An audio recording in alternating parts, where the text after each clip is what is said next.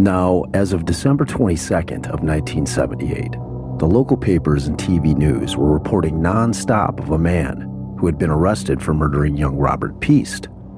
and they were unearthing remains from his crawl space on a daily basis. Every day, the number of victims grew, as did the number of onlookers that stood outside of his home to watch this macabre death march of victims' skeletal remains being placed in body bags and then carried from the crawl space through the house and out to the waiting vehicles that would transport the victims to the county morgue, with the hope of being able to identify whose remains, in fact, they were. So while Gacy had led the boys of the Delta Unit down to the area of the Des Plaines River that he had been dumping the victims' bodies,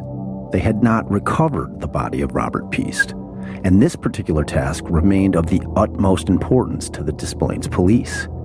I can't even begin to imagine just how surreal the last 12 days must have been for the Piest family.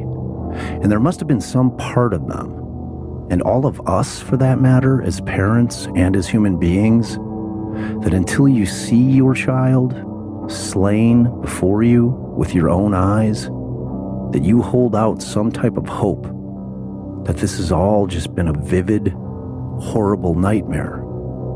that you will soon wake from. The parents of every child from the Chicagoland area that had gone missing at some point and had not returned must have had never-ending feelings of unease churning in the pits of their stomachs as they watched the grainy images being broadcast from 8213 Summerdale, talking about the monster who had been preying on children and young men for years. And yet, all they could do was wait as the painstaking process of trying to identify the bodies begins, hoping against hope